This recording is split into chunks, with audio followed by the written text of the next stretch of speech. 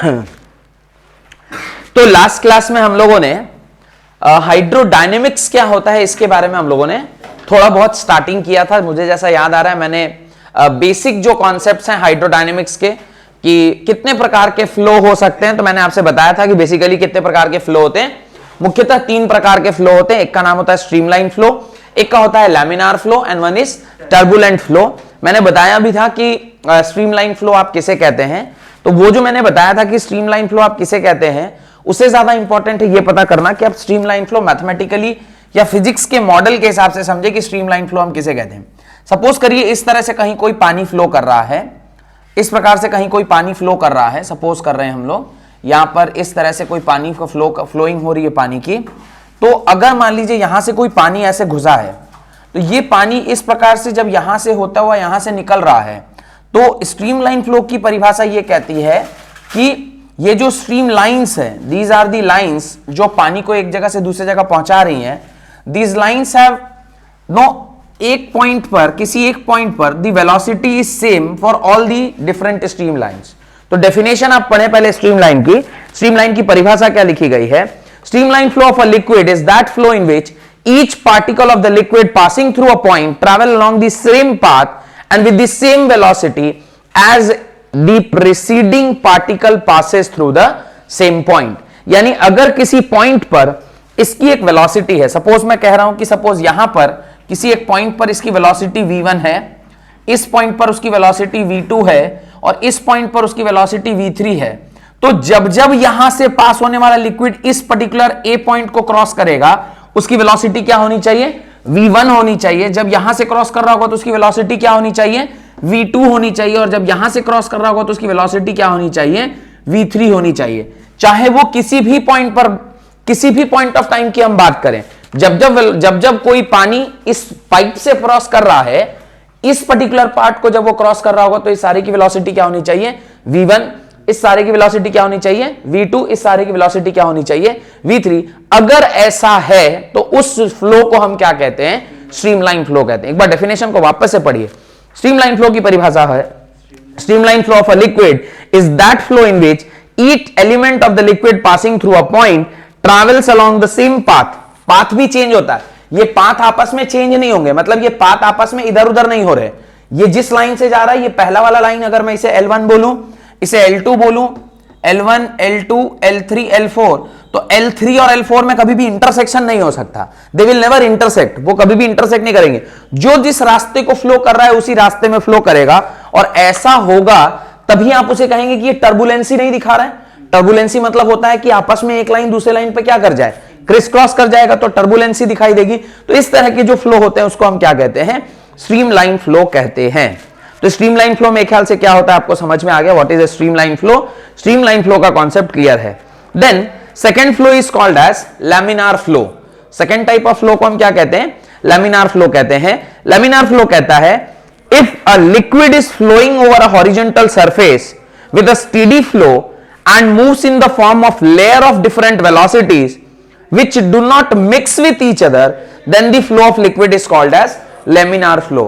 तो laminar flow और इस फ्लो में क्या अंतर होता है मैं आपको समझाता हूं। अभी भी ये समझिए एक पाइप है, this is also now a pipe only. इस पाइप में भी फ्लो जो है वो ऐसा ही है, पर जो वेलोसिटी है, अगर मैं अलग अलग लाइंस की बात करूं, every other line has different velocity, every other line has different velocity. इसकी वेलोसिटी अलग है, इसकी वेलोसिटी अलग है। अगर मैं यहां पर बोलूं तो इसकी वेलोसिटी v1 है, तो इन दोनों की वेलोसिटी v2 है। इसके बाद वाली की वेलोसिटी v3 है। और जैसे जैसे ये बाहर क्यों निकल रहा है, वैसे वैसे इसका जो स्पीड है वो क्या होता जाता है? घटता चला जाता है। और इस तरह का जो फ्लो है, जहां पे एक लेयर दूसरे लेयर के साथ वेलोसिटी क्या है? डिफरेंट है। यहां पे हर लेयर की वेलोसिटी क्या थी? एक टाइम पर सेम थी, पर यहां पर लेयर इनटू लेयर की वेलोसिटी अभी क्या है? डिफरेंट डिफरेंट है। एक पॉइंट पे, जिस पर्टिकुलर पॉइंट पे हम बात कर रहे हैं, तो वहां पे पहले वाले जो सबसे सेंटर में उसकी वेलोसिटी v1 है, तो उसके बाद वाले की v2, उसके बाद वाले की v3, v4, और हर लाइन की वेलोसिटी क्या है? अलग अलग है। पर एक कंडीशन है कि they are still not mixing, अभी ये लोग भी मिक्स नहीं हो रहे। तो ऐसा फ्लो जहां पर जो वेलोसिटीज हैं वो खाली अलग है, but they don't have mixing, अभी मिक्स नहीं कर रहे, तो अभी भी टर्बुलेंसी आई नहीं है। टर्बुलेंसी तब आएगी जब दोनों आपस में क्या कर जाएंगे, मिक्स कर जाएंगे, यानी दो लाइनें आपस में इंटरसेक्ट कर जाएंगी। टर्बुलेंस का बेस्ट एग्जांपल है, कभी आप पहाड़ी नदी अगर देखे हो, पहाड़ी नदी का मतलब होता है, आप कभी अगर ये झारखंड वगैरह में कहीं अगर भ्रमण किए हो तो खास करके जमशेदपुर के इन एंड अराउंड में बहुत सारी नदियां हैं, स्वर्णरेखा नदी है, खड़काई नदी है, तो डिफरेंट डिफरेंट रिवर्स है, उसके ऊपर कई जगह पे डैम बनाए गए हैं। जैसे आपने एक डिमना में डैम देखा होगा, आपने चांडिल में डैम देखा होगा। उस नदी के ऊपर जब आप पानी को बहते देखते हैं तो कभी पत्थर के आसपास पानी को बहते आप देखेंगे तो वो पानी जो है वो बड़ी अजीब किस्म से बहती है। तो उस टाइम पे ना एक देखेंगे आवाज भी आएगा जब वो पत्थर से टकराता है, उस टाइम जो उसका फ्लो होता है that is called as turbulent flow, that is actually called as turbulent flow, जहां पर पानी आपस में क्या होती है, मिक्स कर जाती है। एक और एग्जांपल मैं टर्बुलेंसी का दे सकता हूं। कई बार आपने ऐसा भी देखा होगा कि ब्रिज देखा है आपने जिस पर गाड़ियां चलती हैं, उन ब्रिज के जो नीचे ये इस तरह का एक वो बना रहता है, आपने कभी ध्यान दिया है? ब्रिज के नीचे जो उसके पिलर्स बने होते हैं, उन पिलर्स के बगल से जब पानी गुजरता है तो आपने देखा होगा यहां पे पानी जो है वो कुछ इस तरह का एक भंवर जैसा क्रिएट करने लगता है। यानी अगर मान लीजिए ऐसा कुछ पिलर है और इस पिलर से यहां से पानी आ रहा है, तो यहां से पानी जो आएगा वो इससे टकराएगा, टकराने के बाद ये साइड से निकलेगा और साइड से निकलेगा तो उसमें क्या आएगा, कर्व्ड पाथ आ जाएगा, तो आपस में लेयर्स क्या करने लग जाएंगे, इंटरसेक्ट। इस तरह का जो फ्लो होता है उसको भी हम लोग क्या कहते हैं, टर्बुलेंट फ्लो कहते हैं। तो टर्बुलेंट फ्लो का डेफिनेशन देखिए, when a liquid moves with a velocity greater than its critical velocity. Critical velocity को अभी अंडरलाइन कर लीजिए, I will explain you what is the meaning of critical velocity. When a liquid moves with a velocity greater than its critical velocity, the motion of the particle of liquid becomes disordered or irregular. तो disordered हो जाता है या फिर irregular हो जाता है, and such a flow is called as turbulent flow. उस तरह के फ्लो को आप क्या कहते हैं, टर्बुलेंट फ्लो कहते हैं। और टर्बुलेंट फ्लो का एक एग्जांपल मैं देता हूं। सपोज करिए यहां पे ये पिलर है और इस पिलर से यहां से अगर कोई पानी आ रहा है तो वो पानी जो है वो कुछ इस प्रकार से फ्लो करने लग जाता है। वो पानी का जो फ्लो होता है वो कुछ इस प्रकार से हो जाएगा, ये पानी का फ्लो कुछ ऐसा होने लग जाता है और इसी फ्लो को आप क्या कहते हैं, टर्बुलेंट फ्लो कहते हैं। देखा होगा इस तरह से वो पानी आके क्या होगा, ये ऐसे आके पानी इसके चारों तरफ गोल गोल घूमने लग जाएगा। तो अब यहां तक तो सब कुछ ठीक चल रहा था, पर इसके बाद इसकी जो डायरेक्शन है वो होगी। अब इसके बाद जब ये पानी बढ़ेगा तो सारे एक दूसरे के ऊपर क्या हो जाएंगे, ओवरलैप कर जाएंगे या एक दूसरे को इंटरसेक्ट कर लेंगे। इस तरह का जो एग्जाम्पल होता है उसको क्या बोलते हैं, टर्बुलेंट। तो this is streamline flow, this is laminar flow and this is turbulent flow. Laminar flow भी वहीं पे दिखाई देगा टर्बुलेंसी के ठीक पहले।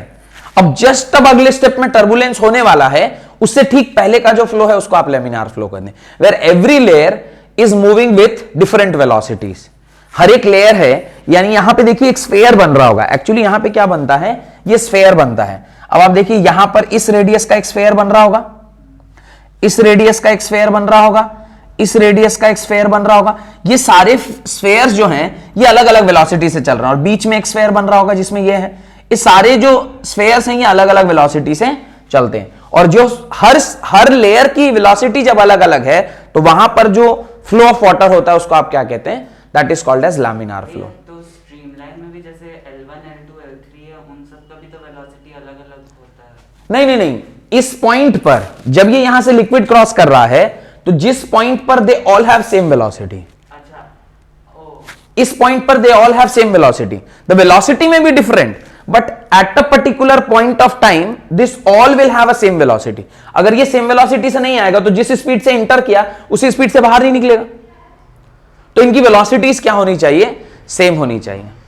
आप स्ट्रीमलाइन फ्लो और बेहतर एग्जांपल में आप कहां देख सकते हैं, कभी आप अगर गार्डनिंग किए हो तो गार्डनिंग करते वक्त आप पानी पटाते हैं, जब आप नल को बहुत धीरे से खोलेंगे तो एकदम स्टार्टिंग में जो पानी गिर रहा होता है ना, सॉफ्ट वाला जो आपने पाइप को पकड़ा हुआ और पानी गिर रहा है, वो एक स्ट्रीमलाइन फ्लो है। आप उसको थोड़ा और तेज करते हैं तो उसमें थोड़ा साइड साइड से अब फुहारा जैसा निकलना स्टार्ट हो जाता है, then somehow we can say it is a laminar flow। पर अगर आपने उसको यूं ऐसे दबा दिया और दबाने के बाद जो वो पिचकारी बलम बना रहा है वो टाइम जो आपका फ्लो हुआ that is called as turbulence, that is turbulence. तो कुल मिलाकर आपने तीन टाइप में फ्लो पढ़ा। पहला streamline flow, second is laminar flow and third is turbulent flow.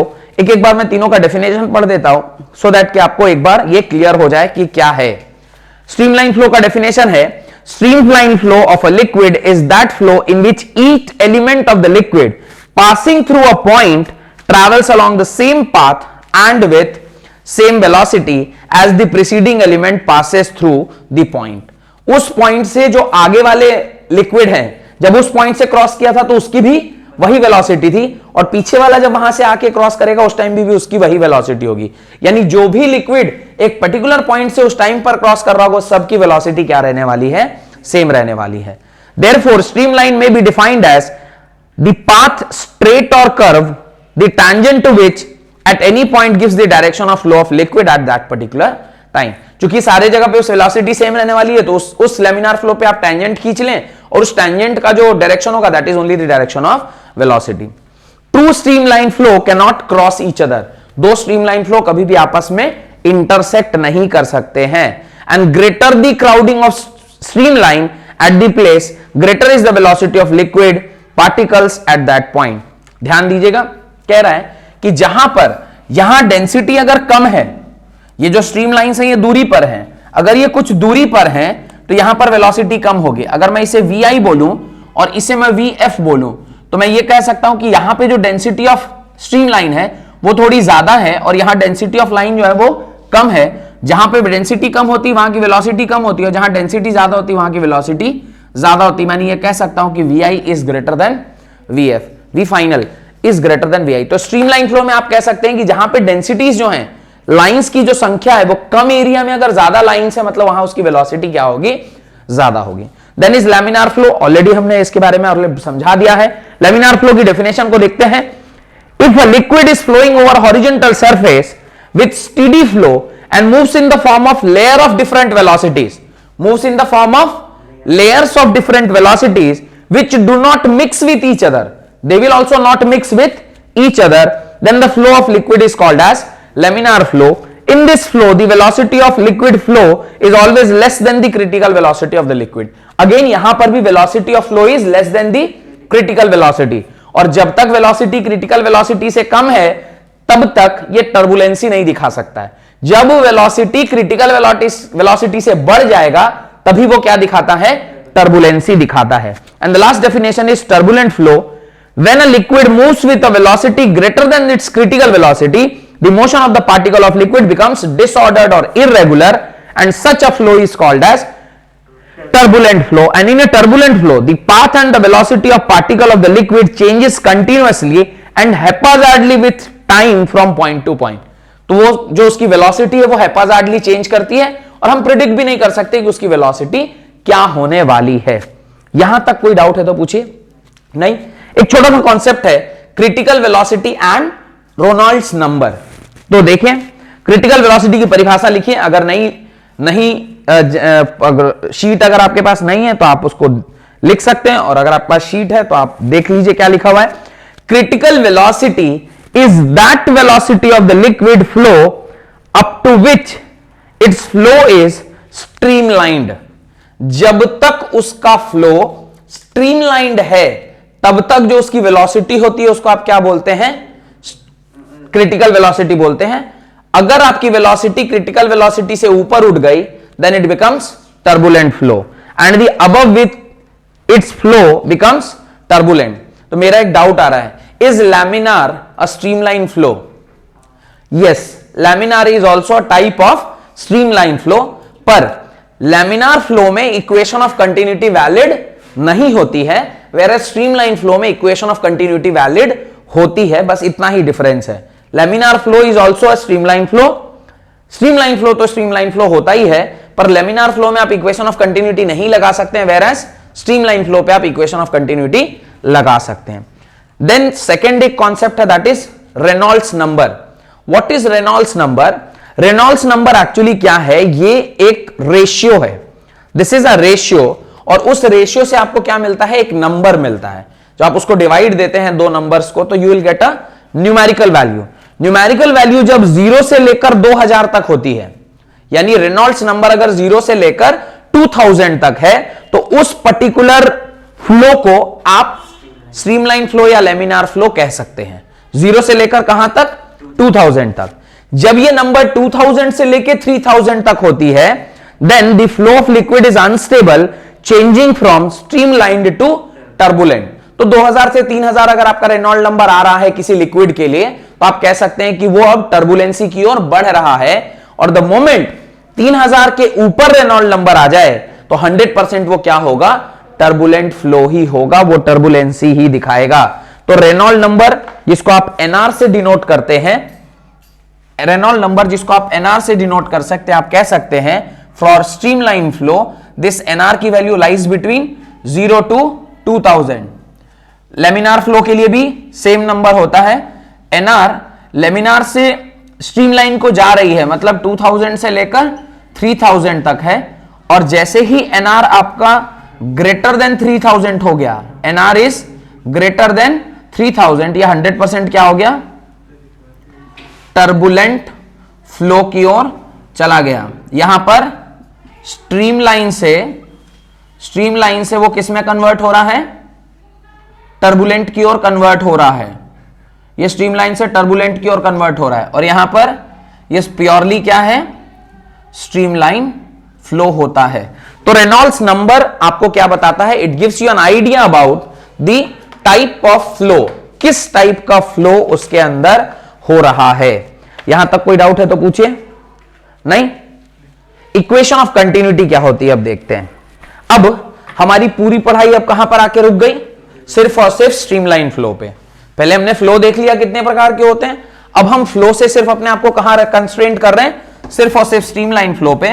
Because equation of continuity अगर कहीं वैलिड होती है, वो तो कहां वैलिड होती है? सिर्फ और सिर्फ स्ट्रीमलाइन फ्लो पे ही वैलिड होती है। यानी आपका जो रेनॉल्ड्स नंबर का वैल्यू है वो कहां से कहां लाई करना चाहिए? 0 से लेकर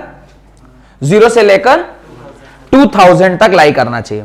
तो इक्वेशन ऑफ कंटिन्यूटी क्या होती है? The equation of continuity is derived from the principle of conservation of mass. What is principle of conservation of mass? Mass can neither be created nor be destroyed, but it can be converted from one form to another. एक form से दूसरे form में वो क्या करता है? Convert करता है। तो अगर ये स्ट्रीमलाइन फ्लो है, तो मैं ये कह सकता हूं कि इस पॉइंट को मैंने अगर सपोज करिए कहा इनिशियल आई पॉइंट से ही डिनोट कर रहा हूं, और इसको मैं अगर एफ पॉइंट से ही डिनोट कर रहा हूं, तो मैं ये बोलूंगा कि mass entering point I must be equal to mass exiting point F. भाई जितना मास यहां से इंटर हो रहा होगा, अगर उतना मास यहां से नहीं निकलेगा, इसका मतलब है रास्ते में कहीं मास का झमेला है। वो तभी संभव है जबकि पाइप फटा हुआ हो। पाइप अगर मेरा फटा हुआ नहीं है, तो जो मास इस एंड से इंटर हो रहा होगा वही मास यहां से एग्जिट हो रहा होगा। ये तो सिंपल सा लॉजिक है। अगर दोनों साइड मास मेरा कांस्टेंट है, can I say mass at point I must be equal to mass at point F. Mass at point I को हम क्या लिख सकते हैं? Density at point I into volume at point I is equal to density at point F into volume of point F. ये लिख सकते हैं क्या? अब जरा आप ध्यान से देखिए, डेंसिटी रो बता रहा हूं, लिक्विड यहां से जो घुसी और वहां से जो निकली अलग अलग हो गई, सेम लिक्विड है, सेम ही लिक्विड है, into volume can be written as area into length, area into length that is equal to, अब इसको मैं ना ए आई बोलूं या A1 बोल देता हूं, ठीक है, और इसको मैं क्या बोल रहा हूं? डेंसिटी इनटू A2 और इसको मैं L2 बोल देता हूं। अब ये लेंथ नहीं डाल रहे हैं, लेंथ पर यूनिट टाइम डाल दे रहे हैं, length per unit time. Length per unit time इसलिए बोल रहे हैं क्योंकि दोनों साइड अगर हम टाइम से डिवाइड देंगे, this will convert itself into velocity. ये किसमें कन्वर्ट हो जाएगा? वेलोसिटी में। रो से रो cancel, can I say area into velocity 1 is equal to area into velocity 2। और अगर ऐसा है तो मैं ये भी कह सकता हूं कि area into velocity is constant. Area into velocity क्या होगा? कांस्टेंट होगा। और अगर मेरा एरिया इंटू वेलोसिटी कांस्टेंट होता है, this is only called as equation of continuity. इसी को आप क्या कहते हैं? Equation of continuity. Equation of continuity. और इक्वेशन ऑफ कंटिन्यूटी को आप कहां यूज करते हैं? यूज तो आपने इसे कई जगह पर किया हुआ है, पर आपको पता नहीं है कि आपने उस टाइम पे इक्वेशन ऑफ कंटिन्यूटी लगाया है। पाइप वाले एग्जांपल में आप पाइप को जब बहुत ज्यादा प्रेस करते हैं, जैसे क्या होता है कई बार हम लोग ना एकदम लास्ट पॉइंट पे पहुंच गए, अब और पाइप आप खींच नहीं सकते हैं, पर भी स्टिल बहुत दूर तक आपको पानी पटाना है। उसको पटाने के लिए आप क्या करते हैं, पाइप को प्रेस करते हैं। पाइप प्रेस करेंगे तो वो जो पानी है बहुत दूर तक जाता है। आपने किया क्या, इनिशियल जो एरिया था और फाइनल जो एरिया, अगर यूनिफॉर्म पाइप है तो दोनों साइड का एरिया क्या रहने वाला है, कांस्टेंट। पर आपने अगर यहां पे एरिया को दबा दिया, आधा कर दिया, एरिया अगर आधा हो गया तो एरिया इंटू वेलोसिटी का प्रोडक्ट तो सेम रहना चाहिए, तो वेलोसिटी हैज टू इंक्रीज, क्योंकि एरिया और वेलोसिटी का product has to be constant according to equation of continuity. तो अगर आपने एरिया आधा कर दिया तो वेलोसिटी क्या हो जाएगा, डबल। तो आप जहां तक पानी नॉर्मली पहुंचा पा रहे थे, अगर आपने एरिया रिड्यूस कर दिया तो पानी डबल स्पीड से गया, और डबल स्पीड से जाएगा तो दूर जाएगा। अब मान लीजिए और मेरे को दूर पहुंचाना है, तो और क्या करते हैं, और थोड़ा सा चपकाते हैं, और थोड़ा सा पचकाएंगे तो क्या होगा, वो जो आपका वेलोस एरिया है वो फर्दर आपने रिड्यूस कर दिया। Now the area is reduce to a/4। अगर एरिया a/4 हो गया तो वेलोसिटी विल बी 4 टाइम्स, 4 गुना दूर जाके गिर रहा होगा। इतना दूर तक भी अगर आप मतलब उसके बाद भी अगर कुछ है तो नया पाइप खरीदने की जरूरत है, नहीं तो फिर ना पता चला कि इतना आपने दबा दिया कि वहीं से खुल गया। कई बार ऐसा होता है बहुत ज्यादा दबा देते हैं तो पता चला जो सोर्स है वहीं से नल बाहर आ गया, क्योंकि प्रेशर का खेला है, बहुत ज्यादा प्रेशर दे देंगे तो वहां से खुल ही जाएगा। तो वो फिर उतना ज्यादा भी नहीं उसको पचका देना है दूर भेजने के चक्कर में कि पता चला सोर्स से ही खुल गया वो, ठीक है। और यहां पर वो स्पीड इसलिए भी जाएगा बिकॉज जितना मास वहां से इंटर कर रहा है same mass has to be delivered, because mass at initial point must be equal to mass at final point. तो this is equation of continuity. यहां तक कोई दिक्कत है तो बताइए। तो ये जो एक्सप्रेशन है AV is equal to constant, that is area into velocity is constant, this is only equation of continuity. यहां पे सिर्फ अजम्पशन यही है कि हमने जो फ्लो कराया है वो कैसा फ्लो है, that is a streamline flow. Streamline flow में ही ये सारी बातें संभव है। डन।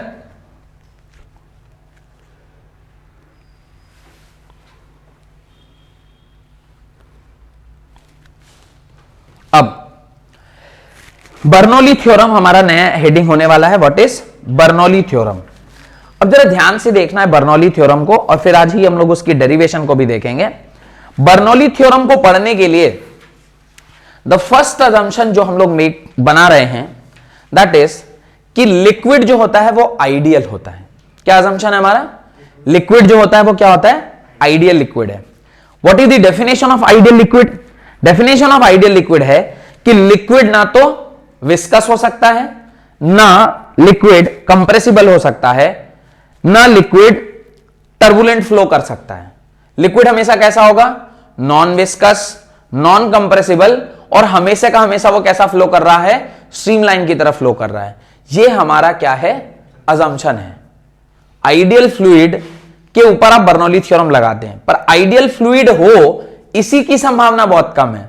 तो जैसे आप बर्नौली थ्योरम बना लेंगे उसके बाद पहला लिमिटेशन आप यही लिखेंगे कि आइडियल फ्लूइड जैसा कुछ भी दुनिया में नहीं होता है, और आइडियल फ्लूइड चूंकि नहीं होता तो फिर बर्नौली थ्योरम ही गलत हो जाएगा। पर मानते हैं ऐसा कि ज्यादातर लिक्विड नॉन विस्कस होते हैं, इनकंप्रेसिबल होते हैं, और इसका जो फ्लो है वो स्ट्रीमलाइंड होता है। डन। तो आइडियल फ्लूइड की परिभाषा आप लिख सकते हैं, the motion of real fluids is very complicated. The motion of real fluid is very complicated. जो ओरिजिनल फ्लूइड होता है वो काफी कॉम्प्लिकेटेड वे में मूव करता है, but ideal liquids are the liquids या ideal fluids are the fluids which are non-viscous, incompressible, non-viscous, incompressible, and have a streamline flow and have a streamline flow। तो हमारा assumption है कि वो हमेशा कैसे मूव कर रहा होता है, स्ट्रीमलाइन में ही मूव कर रहा होता है। तो बर्नौली थ्योरम की परिभाषा, बर्नौलीज थ्योरम, मैंने आपसे कहा भी होगा कि कुल 2 ही थ्योरम इसमें हमें पढ़ना होता है। एक हाइड्रोस्टैटिक में पढ़ना होता है दैट इज आर्किमिडीज प्रिंसिपल, और एक हाइड्रोडायनेमिक्स में पढ़ना होता है दैट इज बर्नौली थ्योरम। अगर ये 2 थ्योरम आपको समझ में आ गया तो ये चैप्टर में और कुछ रह नहीं गया है। बर्नौली थ्योरम को एक बार आप उसका जो स्टेटमेंट है उसको आप देखें। Bernoulli principle is based on the conservation of energy and it is applied to ideal fluids। Bernoulli theorem किस प्रिंसिपल के ऊपर आधारित है, Bernoulli theorem is based on the principle of law of conservation of energy and it is applied to ideal fluid. दो बातें आपको समझ में आई, आइडियल फ्लूइड पे ऊपर एप्लीकेबल होता है और ये law of conservation of energy के ऊपर आधारित है। Law of conservation of energy के ऊपर आधारित और लॉ इक्वेशन ऑफ कंटिन्यूटी किन चीज के ऊपर आधारित है? मास के ऊपर। तो ये याद रखना है, मास के ऊपर, कंजर्वेशन ऑफ मास के ऊपर क्या आधारित है? Equation of continuity, whereas Bernoulli theorem is dependent on the conservation of energy। तो कंजर्वेशन ऑफ एनर्जी है क्या है? अब देखिए, according to this theorem the total energy, तीन ही प्रकार की एनर्जी हमें देखनी है। जब कभी भी हम एनर्जीज की बात कर रहे हैं, खास करके फ्लूइड्स में, तो उसमें तीन ही एनर्जी हो सकती है। या तो उसके पास पोटेंशियल एनर्जी होगा, या तो उसके पास काइनेटिक एनर्जी होगी, और तीसरा एक नया एनर्जी बता रहा हूं, that is pressure energy. Third is pressure energy. Why we consider pressure energy, वो हम लोग भी समझेंगे कि प्रेशर को क्यों आपने एक एनर्जी के तौर पे देखा है। प्रेशर एनर्जी की परिभाषा लिख लीजिए पहले, right. It is the energy possessed by a liquid, because we are talking about what? We are talking about fluids. तो फ्लूइड के बारे में चूंकि हम बात कर रहे हैं, तो इसलिए हम प्रेशर एनर्जी को भी कंसीडर कर रहे हैं। It is the energy possessed bye the fluid by virtue of its pressure, full stop. It is the measure of work done, it is the measure of work done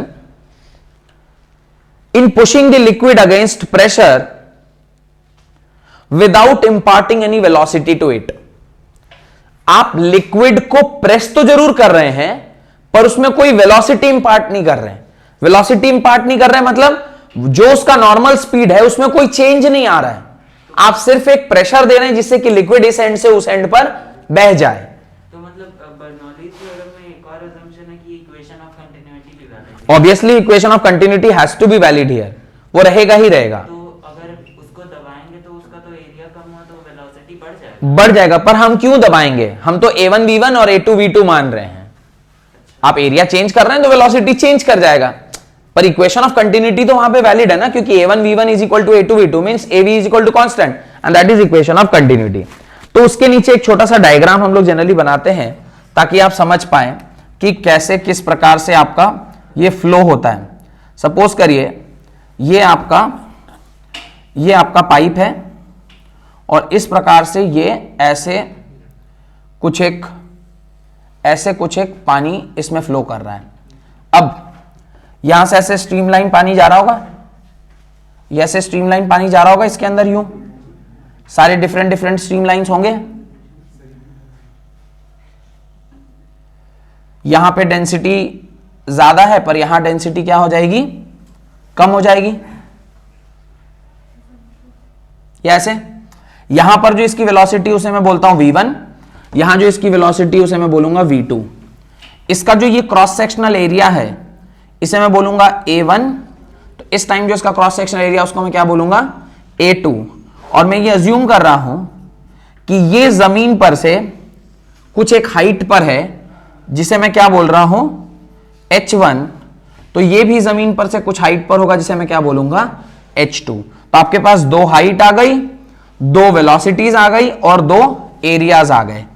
ठीक है, ये clear है? अगर ये clear है तो statement को अब आप पढ़िए। According to this theorem the total energy that is pressure energy, potential energy and kinetic energy per unit volume, और ऑफ होगा, एक्चुअली वो ऑफ लिखा हुआ है, of mass of an incompressible and non viscous fluid in steady flow through a pipe remains constant throughout the flow. क्या बोल रहा है? फिर से मैं स्टेटमेंट को पढ़ रहा हूं। According to this theorem the total energy is comprising of potential energy, kinetic energy and pressure energy per unit volume of mass of an incompressible liquid. जैसे इनकंप्रेसिबल बोल दिया, वो कौन सा लिक्विड हो गया? आइडियल लिक्विड हो गया। Non viscous fluid in steady flow मतलब streamline flow, in steady flow through a pipe remains constant throughout the flow provided there is no source और sink of fluid along the length of the pipe. Condition क्या है कि रास्ते में कहीं कोई sink माने फट नहीं जाना चाहिए ताकि पानी बह जाए, और कोई सोर्स नहीं होना चाहिए, यानी कहीं से आके इसमें पाइप जुटा हुआ नहीं होना चाहिए ताकि पानी में टर्बुलेंसी आ जाए। अगर ऐसा है तो इन तीनों एनर्जी का सम क्या होने वाला है, कांस्टेंट होने वाला है, that is P, capital P plus rho G H plus half rho V square, half rho V square is equal to what, is equal to constant. What is capital P? Capital P is pressure per unit volume. This is pressure per unit volume. What is rho gh? Rho gh is potential energy per unit volume. Potential energy का formula होता है mgh per unit volume. Mass divided by volume is density. तो ये क्या हो गया, rho gh, ठीक है। And third is half rho v square, that is kinetic energy per unit volume, और kinetic energy होता है half m v square by volume, ये वॉल्यूम है, mass by volume is again density, तो ये हो गया half rho v square। ये लॉजिक क्लियर हुआ। तो स्टेटमेंट क्या है, pressure energy per unit volume plus potential energy per unit volume plus kinetic energy per unit volume का जो सम होता है वो क्या होता है, कांस्टेंट होता है। कोई दिक्कत? और इसी प्रकार से एक से ज्यादा फॉर्मेट में आप लिख सकते हैं बर्नौली थ्योरम को। कोई दिक्कत है तो बताइए। अब अगर इसका छोटा सा डेरिवेशन अगर आप देखना चाहें सॉरी, तो आप देख सकते हैं क्या है इसका डेरिवेशन। आपको क्या करना होगा, इंडिविजुअली तीनों एनर्जीज को कैलकुलेट करना होगा। पहले आप प्रेशर एनर्जी कैलकुलेट करेंगे, फिर आप mgh कैलकुलेट करेंगे, फिर आप mv स्क्वायर कैलकुलेट करेंगे, इनिशियल एंड फाइनल, ठीक है। तो मुझे ये बताइए, इस पूरे अजम्पशन में हम ये मान के चल रहे हैं कि जैसे ही आपने लिखा है a1 v1 is equal to a2 v2, ये आपने क्या लगा दिया, equation of continuity. Equation of continuity आपने इसलिए लगाया, इक्वेशन ऑफ कंटिन्यूटी आपने इसलिए लगाया because this flow was streamline flow. ये फ्लो जो है वो कैसा फ्लो है, स्ट्रीमलाइन फ्लो। और स्ट्रीमलाइन फ्लो पे आप इक्वेशन ऑफ कंटिन्यूटी लगा सकते हैं। चाहे तो आप अपने इस पेज के पीछे कहीं पे इसका डेरिवेशन लिख सकते हैं। लिखना स्टार्ट करिए derivation. Let a1 h1 a1 and b1, let p1 a1 h1 b1, p1 a1 h1 and b1 and p2 a2 h2 and v2, p2 h2 a2 and v2 are the pressure, area of cross section, height and velocity of the flow, height and velocity of the flow initially and finally, height and velocity of the flow initially and finally। कोई दिक्कत? Height and velocity of the flow initially and finally. तो आपने दोनों and पर pressure क्या है, तो एक को आपने इधर P1 बोला, इसको P2 बोला, इधर वेलोसिटी V1 बोला, इसको V2 बोला, इसको एरिया A1 बोला, इसको A2 बोला, इसको हाइट H1 बोला, इसको हाइट H2 बोला, और ये आपने डिसाइड कर लिया। देन लिखें, distance travel by fluid in 1 second from point A point आप किसको बोल रहे हैं, इनिशियल वाले पोजीशन को आप पॉइंट ए बोल रहे हैं, और इसको आप क्या कह रहे हैं, पॉइंट बी कह रहे हैं। तो distance travelled by the fluid in 1 second at point A, 1 second में पॉइंट ए से कितना डिस्टेंस ट्रेवल हुआ, तो डिस्टेंस का फॉर्मूला क्या होता है? डिस्टेंस का फॉर्मूला होता है velocity into time. Distance is equal to होता है वेलोसिटी इंटू टाइम। तो d1 कितना होगा? v1 इंटू टी, और d2 कितना होगा? v2 इंटू टी होगा। कोई दिक्कत? डिस्टेंस तो ये ट्रैवल हुआ होगा। चलिए, तो d1 एंड d2 निकल के आ गया। Then work done, next line में लिखे work done per second on fluid at point A. तो वर्क डन कितना होगा? वर्क डन आप क्या जानते हैं? W1 इज इक्वल टू होगा force 1 into displacement 1। Force 1 can be written as pressure into area,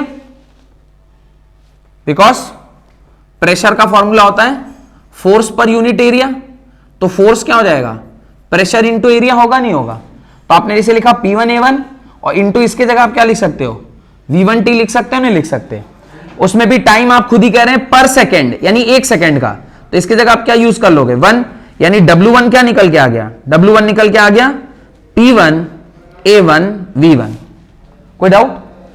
हाँ बोलिए। ये हम लोग distance is equal to velocity into time तो हम लोग यूज नहीं ना कर सकते यहाँ, क्योंकि एक्सेलरेशन में आ गया। कहाँ एक्सेलरेशन है यहाँ पे? v1 और चेंज इन वेलोसिटी थोड़ी है, हम तो इस पॉइंट पर देख रहे हैं, ओनली एट पर्टिकुलर पॉइंट।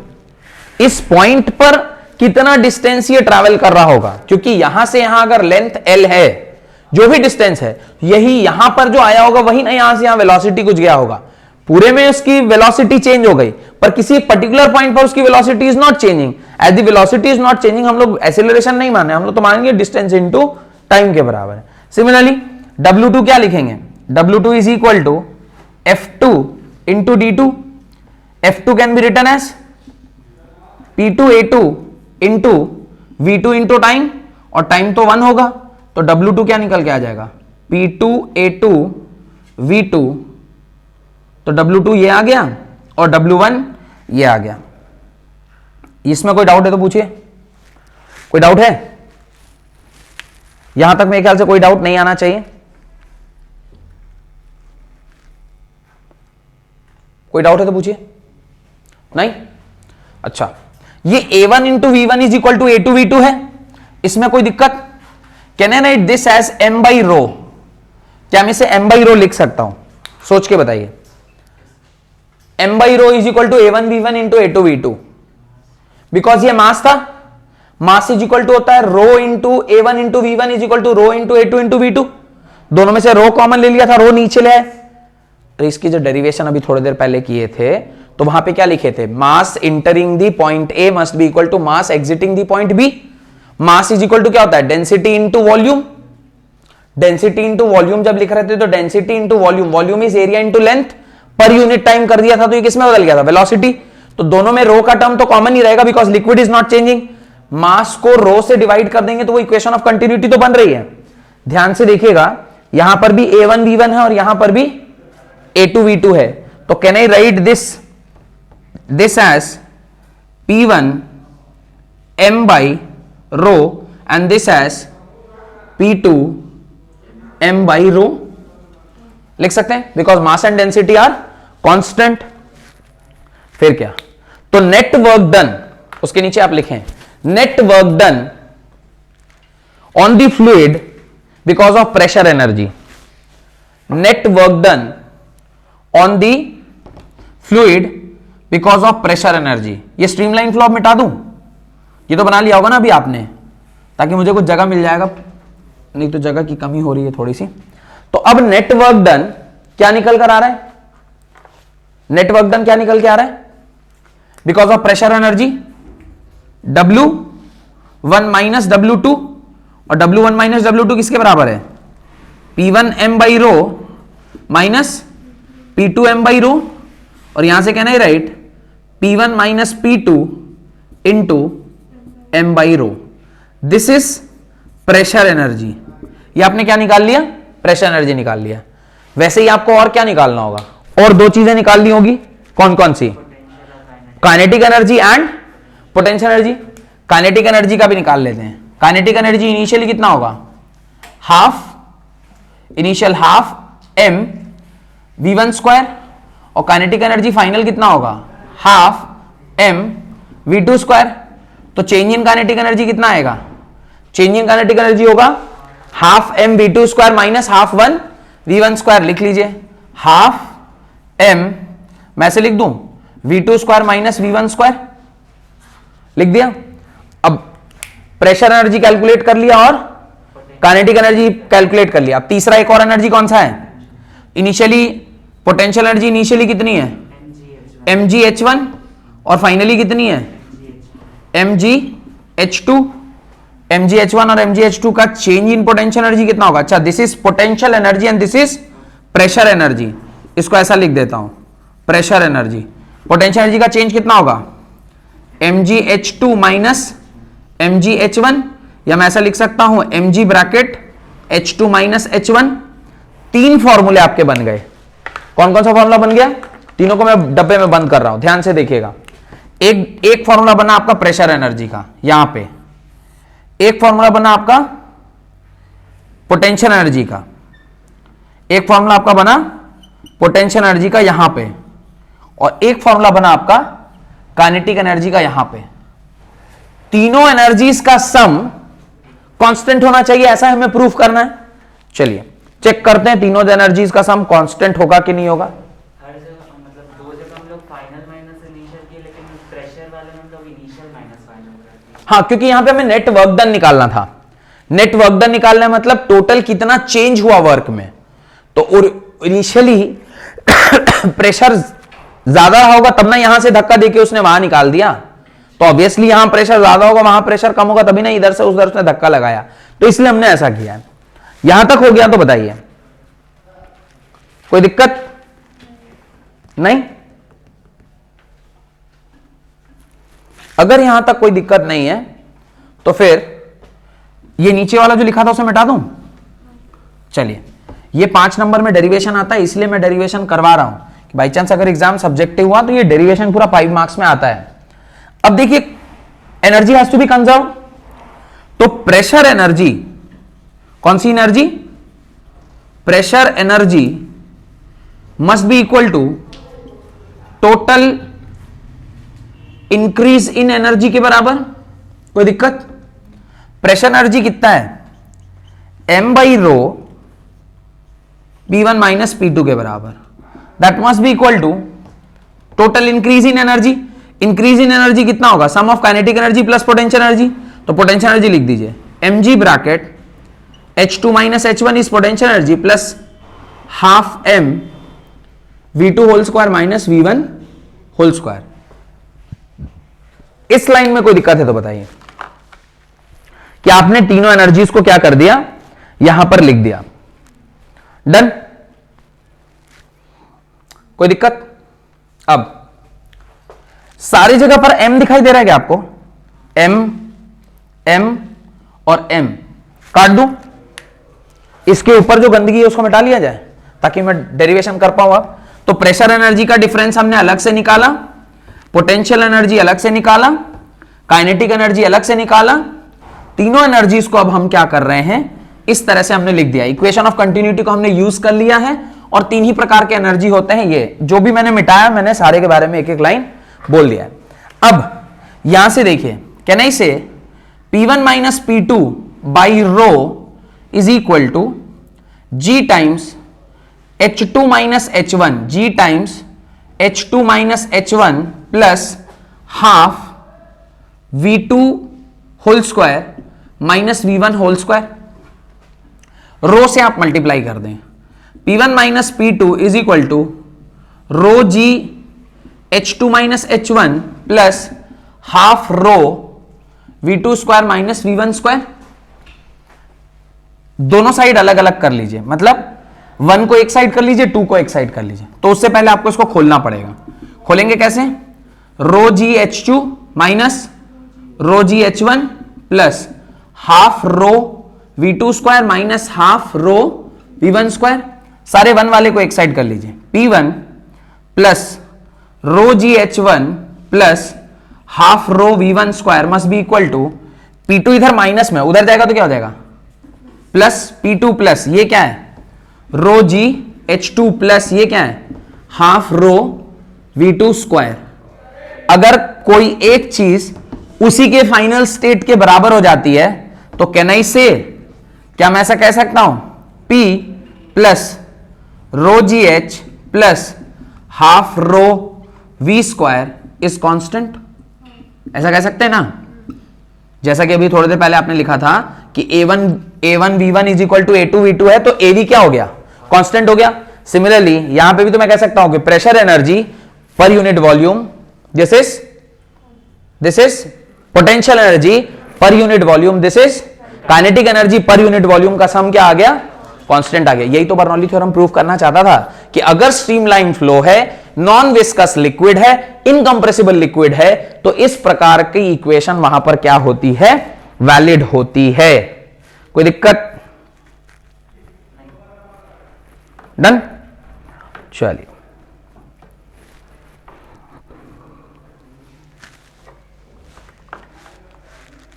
यहां तक कोई दिक्कत नहीं है? ये वाला लास्ट लाइन तो लिखा होगा आपने। चलिए, अब अगर मैं एक काम करूं, इस सारे इक्वेशन को रो जी से डिवाइड कर दूं, P by rho G plus H plus half G ऊपर V स्क्वायर या V स्क्वायर बाई 2G, ये दिखाई दे रहा है क्या? यहां लिखेंगे ऑन डिवाइडिंग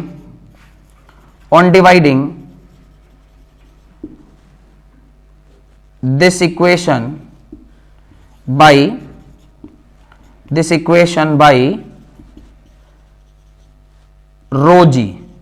रो जी से अगर आप डिवाइड देंगे तो ये इक्वेशन बनता है, क्या बनता है देखिए तो, दिस इक्वेशन डिवाइड बनेगा तो ये एक नया कांस्टेंट आएगा, this will be some new constant, ये सम न्यू कांस्टेंट है, कांस्टेंट न्यू है ना, क्योंकि होगा constant by rho G, that is new constant. अब इस वाले को बोलते हैं, ये जो फर्स्ट टर्म होता है इसको बोलते हैं प्रेशर हेड, H को बोलते हैं ग्रेविटेशनल हेड, और इसको बोलते हैं वेलोसिटी हेड। तो कई बार न्यूमेरिकल में पूछ लेता है calculate the pressure head of the fluid, तो तुम्हें प्रेशर तो पता था, पर प्रेशर हेड इसको बोलते हैं, सिर्फ ये नाम पता होना जरूरी है कि इसी को प्रेशर हेड बोलते हैं। तो this rho G is called as pressure head, sorry P by rho G is called as pressure head, this is called as gravitational head, इसको क्या बोलते हैं, ग्रेविटेशनल हेड, और इसको क्या बोलते हैं, काइनेटिक हेड, इसको क्या बोलते हैं, kinetic head. This is kinetic head, this is gravitational head, and this is pressure head. तो सिर्फ न्यूमेरिकल में इस तरह पूछा जाता है, अगर आपको नहीं पता होगा तो इसको काइनेटिक हेड या वेलोसिटी हेड बोलते हैं, this is called as kinetic head और velocity head. The last concept of this particular chapter is last concept of this particular chapter is limitation of Bernoulli theorem। इसकी कुछ limitations हैं, क्या limitations होगा already आपको पता है। दुनिया के सारे लिक्विड हमने क्या मान लिए, आइडियल लिक्विड मान लिए, यानी नॉन कंप्रेसिबल या नॉन विस्कस एंड इनकंप्रेसिबल, ये हमारा assumption ही गलत है। दुनिया में हर लिक्विड नॉन विस्कस नहीं हो सकता है।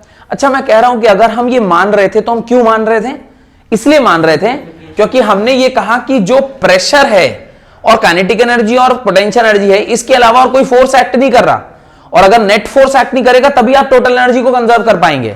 पर अगर दो लेयर्स के बीच में फ्रिक्शन आ जाए तो फिर एक इंटरनल फ्रिक्शन है, फिर उस फ्रिक्शन को भी आपको क्या करना पड़ेगा, कंसीडर करना पड़ेगा इन ऑर्डर टू सॉल्व, तो फिर वहां पे हम लफड़े में फंस जाएंगे। फिर ये जो इक्वेशन इतनी आसानी से हमने लिखा है ये और वैलिड वहां पर नहीं रह जाएगा, इसलिए हमने ये माना कि वो नॉन विस्कस है और इनकंप्रेसिबल है। अगर कंप्रेसिबल होता तो अगेन फोर्स आता, क्योंकि जब कोई कंप्रेसिबल होगा मतलब उसके ऊपर फोर्स एक्ट कर रहा है, फोर्स मतलब प्रेशर इनटू एरिया, तो फिर एक नया फैक्टर वहां पे घुस जाता। तो ये सारी चीजों को हटाकर हमने ये डेरिवेशन किया है, तो इसके लिमिटेशंस यही सब होंगे। रियल लाइफ में तो ये वाला ऐसा नहीं होगा, पर इसके कुछ करीब का तो हो सकता है, पूरा यही डिट्टो नहीं होगा पर कुछ करीब का तो होगा। मैं कह रहा 45 डिग्री पे जब आप कोई गोली मारते हैं या कोई प्रोजेक्टाइल फेंकते हैं तो उसका रेंज मैक्सिमम होता है, पर एक्चुअली 45 पे कभी नहीं होता है। रियल लाइफ में 46 या 47 डिग्री पे जब आप कोई गोली फायर करेंगे तो वो 45 डिग्री पर मैक्सिमम रेंज होगा, बिकॉज 2 डिग्री हम इसलिए मान के चलते हैं कि वो एयर रेजिस्टेंस उसमें मैनेज हो जाएगा। तो रियल लाइफ में 45 डिग्री नहीं होगा, थियोरेटिकली इट इज 45, पर एक्चुअली इट इज 46 और 46.5 डिग्री। आपने अगर देखा हो जो तीरंदाज लोग होते हैं जो आर्चरी करते हैं, they actually shoot a little bit above then actual angle जो उनको फेंकना है। अगर सीधा मारना है तो वो सीधा नहीं मारते, हल्का ऊपर मारते ताकि वो एयर के उससे ग्रेविटी का एक्ट करके वो नीचे आके लगे, तो वो हल्का सा वो करेक्शन आ जाएगा। तो एटलीस्ट हम कुछ हद तक तो उसके करीब जा ही सकते हैं। बहुत 100% ट्रू नहीं होगा पर 98% तो ट्रू हो सकता है। लिमिटेशंस, तो पहला लिख लें, Bernoulli equation ideally applies, Bernoulli equation ideally applies to fluid, ideally applies to fluid with zero viscosity. Bernoulli theorem ideally applies to fluid with zero viscosity और नॉन विस्कस फ्लूइड। तो non viscous fluid के ऊपर ही हम Bernoulli theorem लगाते हैं, लेकिन ऐसा नहीं है। दुनिया में कई क्या मतलब सारे के सारे ही फ्लूइड जो है वो विस्कोसिटी कुछ ना कुछ तो दिखाएंगे, कुछ हद तक तो दिखाएंगे। Second, the fluid must be incompressible, the fluid must be incompressible. ये भी गलत बात है भैया, आप हर फ्लूइड को इनकंप्रेसिबल नहीं बोल सकते, क्योंकि फ्लूइड में होती है इलास्टिसिटी, और इलास्टिसिटी की वजह से उसमें एक इलास्टिक एनर्जी आएगी, तो वहां पे आप भी गड़बड़ा जाएंगे। तो fluid must be incompressible as the elastic energy of the fluid is not taken into consideration. The fluid must be incompressible as the elastic energy of the fluid is not taken into consideration. And third हमने क्या assumption लिया है, liquid कैसा flow करना चाहिए, streamline. पर दुनिया के सारे लिक्विड स्ट्रीमलाइन है क्या? खास करके जो लिक्विड हम लोग जिससे टैकल करते हैं वो तो कभी स्ट्रीमलाइन नहीं होता, वो हमेशा टर्बुलेंट होगा। तो टर्बुलेंसी पर ये रूल काम नहीं करेगा। तो थर्ड है कि Bernoulli equation is applicable only to streamline flow, but streamline flow संभव, it is not valid for turbulent, it is not valid for turbulent fluid. हाँ करता है, स्ट्रीमलाइन फ्लो एग्जिस्ट करता है। मैंने आपको एग्जांपल भी दिया ना कि नल जब एकदम बिल्कुल या पाइप से बिल्कुल आप जो एकदम हल्के से पानी को खोल रहे हैं कि पूरा पाइप से पानी आ रहा है, तो एकदम स्टार्टिंग में जो पानी गिर रहा होता है ना वो एकदम हल्का पानी होता है, एकदम सॉफ्ट वाला पानी। तो वो जब बह रहा हो ना, हाथ में लग रहा है, दैट इज स्ट्रीमलाइन। मैंने एक वीडियो भी डाला था, आपको भेजा था स्ट्रीमलाइन फ्लो के लिए, या आपको भेजा होगा या 12th क्लास को भेजा होगा। अगर नहीं भेजा तो मैं दोबारा भेजता हूं आपको, उसका लिंक है, वो वीडियो को देखिएगा। It is hardly 30 second video जहां पे आप स्ट्रीमलाइन फ्लो को बिल्कुल आंख से देख सकते हैं, क्योंकि एक बंदे ने प्रैक्टिकली स्ट्रीमलाइन फ्लो दिखाया है वहां पे। स्ट्रीमलाइन फ्लो, फिर उसके स्पीड को बढ़ाया तो वो क्या हो गया, लैमिनार हो गया, और फिर और स्पीड को बढ़ा दिया तो वो टर्बुलेंट हो गया। एकदम आंख से दिखता है वो वहां पे क्लियर में, ठीक है। अब हम लोगों को इस बर्नौली थ्योरम का प्रैक्टिकल एप्लीकेशन देखना है। प्रैक्टिकल एप्लीकेशन मतलब हम लोग कहां कहां ये बर्नौली थ्योरम को क्या करते हैं, यूज करते हैं, या बर्नौली थ्योरम बोलूं या इक्वेशन ऑफ कंटिन्यूटी बोलूं, इनको हम लोग कैसे कैसे यूज करते हैं। तो कुछ ऐसी जगह है जहां पर मैं बता सकता हूं कि कैसे हम लोग इसको यूज करते हैं। 3 बेसिक एप्लीकेशंस आपको पता होने चाहिए। एक होता है एटोमाइजर, एक होता है एटोमाइजर या स्प्रेयर। तो इसकी एप्लीकेशन 3 है, लिखवाऊंगा नहीं, सिर्फ सुनते चलिए, आप सुनेंगे भी तो आपको समझ में आ जाएगा कि क्या हो रहा है। एक है एटोमाइजर, दूसरा है डायनामिक लिफ्ट। डायनामिक लिफ्ट का क्या मतलब होता है, एरोप्लेन का उड़ना, या एरोप्लेन जब लैंड करता है तो वो इसी कॉन्सेप्ट के थ्रू करता है। और तीसरा होता है बॉल का स्विंग कराना। इन स्विंग और आउट स्विंग आपने देखा होगा या सुना होगा कि बॉल इन स्विंग कर रही है या आउट स्विंग कर रही है। तो ये बॉल का इन स्विंग और आउट स्विंग और एरोप्लेन का टेक ऑफ करना या लैंड करना, और ये जो एटोमाइजर है, एटोमाइजर देखा है आपने, एक एटोमाइजर होता है, पर एटोमाइजर मतलब इसको डे टू डे लाइफ में, अब हम लोग ना कछुआ जलाते हैं मच्छर मारने के लिए, अब और थोड़ा एडवांस हो गया तो एक ऑल आउट आ गया, और अब आजकल तो अगरबत्ती भी एक मिलती है। ये सब चीजें मच्छर मारने की एक वो उपाय हम लोग को पता है। पर उससे पहले मच्छर मारने का ना एक स्प्रे आता था, एक स्प्रे करते थे हम लोग मच्छर मारने के लिए, इंसेक्टिसाइड्स के लिए आज भी हम लोग उसको यूज करते हैं। That is actually called as sprayer और एटोमाइजर। अब इन सब के पीछे चाहे जो भी एप्लीकेशन हो, एक ही बेसिक चीज है, द वेलोसिटी का डिफरेंस। समझते हैं एक एक करके कि क्या हो रहा है। प्रेशर का डिफरेंस आप क्रिएट कर रहे हैं और आपका काम बन रहा है। अब आप बताइए, आपको पहले एरोप्लेन उड़ाना सीखना है कि पहले आपको ball in swing out swing सीखना है, या फिर पहले आपको एटॉमाइजर सीखना है? पहले एरोप्लेन चलाना सीखना है। चलिए ठीक है, एरोप्लेन चला दें। देखिए, एक बेसिक चीज आपको वहां पे क्या रखनी है, ध्यान रखनी है, एंड दैट बेसिक चीज इज व्हाट, कि जब कभी भी आप दो जगह से, एक सरफेस के दो एंड से आप अलग अलग वेलोसिटी से किसी चीज को पास कराते हैं, अगर वेलोसिटी अलग अलग होगी, कॉमन सेंस से सोचिएगा।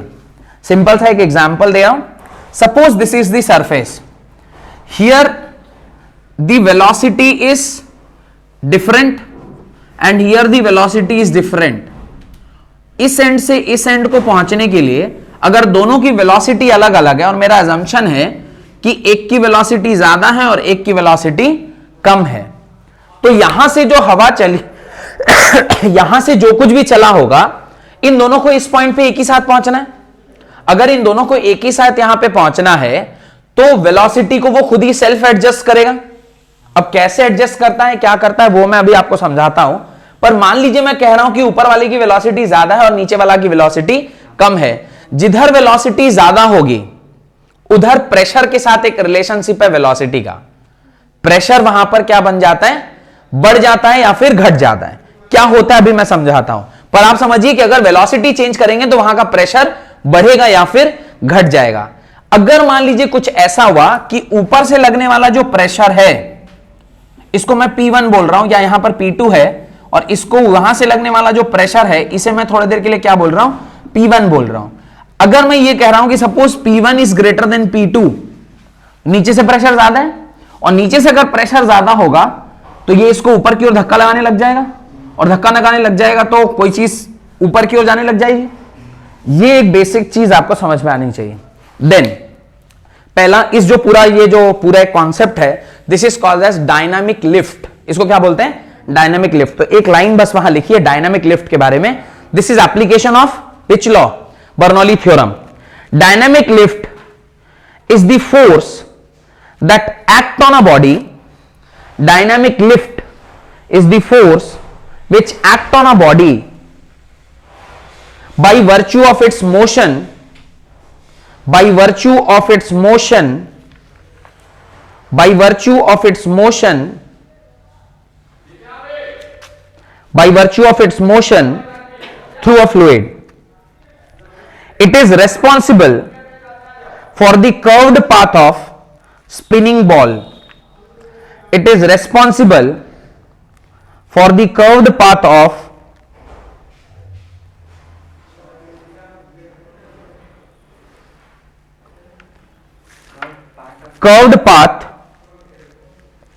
a spinning ball and the lift of air wings, and the lift of air wings.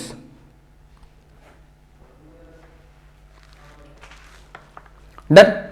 चलिए, अब हम लोग कभी अगर आपको गलती से फ्लाइट में विंडो साइड अगर अभी मिला हो तो आप ये फेनोमेना बिल्कुल क्लियरली देख पाएंगे। सपोज करिए ये हमारी फ्लाइट है और आपने इस तरह का फ्लाइट देखा होगा, ये इस तरह से फ्लाइट रहता है, यहां पे दो विंग्स लगे रहते हैं उसके, ऐसे करके कुछ विंग्स लगे रहते हैं इस तरफ, और सिमिलरली कुछ इस तरह के विंग्स यहां पे भी इस तरह से लगे रहते हैं, और ये इस तरह का आपका फ्लाइट रहता है। यहाँ पे इस तरह से ऐसे करके ये लिखा रहेगा इंडिगो या समथिंग लाइक दैट, ऐसा इंडिगो या समथिंग ऐसा ऐसे कुछ डिजाइन, और यहाँ पे इसका पायलट बैठता है। अब देखिए हो क्या रहा है, यहां से हवा बह के आ रही है, इस तरफ से यूं यूं हवा बहती आ रही है, इस तरफ से यूं हवा बह रही है, इधर से भी यूं हवा बह रही है। ये जो आपका विंग्स है ना, इसको अब मैं ना कुछ एक अलग डिजाइन से बना रहा हूं, ध्यान से देखिएगा। ये विंग्स जो है ना, अब मैं साइड व्यूज बना रहा हूं, ये फ्रंट व्यू है, ये साइड व्यू बना रहा हूं। ये साइड व्यू जो है ना कुछ ऐसा बना है, ये आपका विंग है साइड से। अब आप सोचिए कि जो हवा यहां से आ रही होगी ना, सामने से यूं हवा आ रही है, ये आपको मैंने ऐसे साइड से बताया है। अब जो हवा यहां से आ रही होगी, जरा ध्यान से सोच के देखिएगा, एक हवा यहां से यूं होती हुई यहां पहुंचेगी और एक हवा फट से यहां पहुंच जाएगी। किसका स्पीड ज्यादा होगा? नीचे वाले का स्पीड ज्यादा होगा ऊपर वाले का? इल्ला, ऊपर वाले का स्पीड ज्यादा होगा। क्यों? क्योंकि इसको ज्यादा डिस्टेंस कवर करना in the same time period in which this has to cover small distance in the same time period. भाई यहां से जो हवा आई है वो दोनों यहां मिलनी चाहिए, दोनों यहां तभी मिलेगी जब इधर का स्पीड ज्यादा होगा और इधर का स्पीड कम। तो ऊपर वाली जो हवाएं होंगी उनके स्पीड क्या होंगे? ज्यादा होंगे, तो ये हो जाएगा हाई स्पीड, और इधर क्या हो जाएगा? लो स्पीड। जिसकी स्पीड ज्यादा होगी उस जगह पे प्रेशर होगा लेस, उस जगह पे प्रेशर क्या होगा? लेस होगा। और इधर स्पीड लो होगी, उधर प्रेशर क्या होगा? ज्यादा, प्रेशर मोर। अगर अभी मेरा नीचे का प्रेशर ज्यादा है तो यहां से प्रेशर ज्यादा लग रहा है और ऊपर से प्रेशर कम लग रहा है। तो अब मुझे बताइए, अगर ये कंटिन्यूअसली ऐसे ही भागता जाएगा अपने फिन को इसी डिजाइन में करके, तो नीचे वाला प्रेशर ज्यादा होगा और ऊपर वाला प्रेशर कम, तो गाड़ी धीरे धीरे धीरे धीरे धीरे धीरे ऐसा हवा में उड़ जाएगी, नहीं उड़ जाएगी? तो ये हो गया जब आप उड़ रहे हैं, मतलब जब आप टेक ऑफ कर रहे हैं। सिमिलरली जब आप वो कर रहे होंगे, क्या बोलते हैं, लैंड कर रहे होंगे, आप अगर ध्यान से देखेंगे फिन्स की जो फ्लैप है वो चेंज हो जाता है। अब फिन्स जो चेंज होगा तो अब क्या हो जाएगा? ऊपर यूं हो जाएगा और नीचे कुछ इस प्रकार से हो जाएगा। अब सेम यहां से एक वेलोसिटी आ रही होगी और यूं ऐसे आ रही होगी, यहां पे स्पीड ज्यादा होगा, स्पीड मोर। स्पीड मोर मतलब प्रेशरलेस, प्रेशरलेस, वेयर एज यहां पे speed less, that is pressure मोर। और अगर प्रेशर ऊपर से ज्यादा पड़ रहा है और नीचे से कम पड़ रहा है तो गाड़ी अभी कहां जाएगा? नीचे जाएगा, और आप क्या कर जाएंगे? आसानी से लैंड कर जाएंगे। Because of this difference in velocities the pressure can be change, और प्रेशर अगर चेंज कर गया तो वो ऊपर उड़ना और नीचे आने का कॉन्सेप्ट आपका क्लियर है। This is called as dynamic lift. पहला कॉन्सेप्ट क्लियर हुआ। अब मैं आपको सिखाता हूं बॉल कैसे फेंकते हैं। डन। बॉल फेंकने का जो ये कला है, ये सबसे पहले इस कला को Mohammad Azharuddin, no he was the Azharuddin, और what is that, Shoaib Malik, नहीं, वसीम अकरम, यस वसीम अकरम, पाकिस्तानी प्लेयर है ना, Wasim Akram, no fast bowler Wasim Akram, 92 and 3 के टाइम पे he was the very fast bowler और so called spinner of Pakistan. Spin फेंकने में स्विंग कर देना, इन स्विंग आउट स्विंग। देखिए क्या हुआ, उससे पहले आपने आज अभी आप, अच्छा ठीक है वो सब छोड़ दीजिए, एक्टर का नाम भूल जाइए। Have you seen cricket players ऐसे लेके वो उसमें कुछ करके यूं ऐसे ऐसे ऐसे ऐसे रगड़ते रहते हैं? Have you seen that?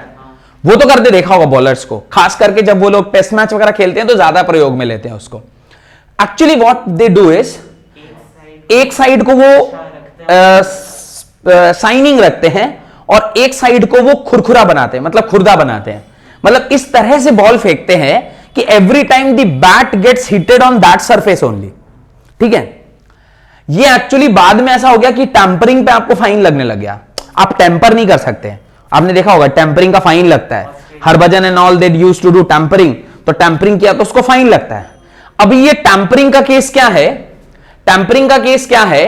What is the case of tampering is कि ये पहली बार वसीम अकरम ने किया। वो क्या किया, एक साइड को उसने इंटेंशनली जमीन में रगड़ के एक हाथ से एक साइड को स्टार्टिंग फर्स्ट सेकेंड ओवर में खुरखुरा कर दिया। इसलिए आप देखे होंगे स्टार्टिंग के कुछ ओवर्स जो होते हैं उसमें स्पिन नहीं होता जल्दी बॉल, बिकॉज नया बॉल होता है, दोनों साइड साइनिंग होता है। अगर पहले ही ओवर में कोई ऐसा कर दे इंटेंशनली, बैट से लग के नहीं हो रहा, इंटेंशनली उसको खुरदुरा कर दिया जाए तो दूसरे ओवर से बॉल स्पिन करने लग जाएगा।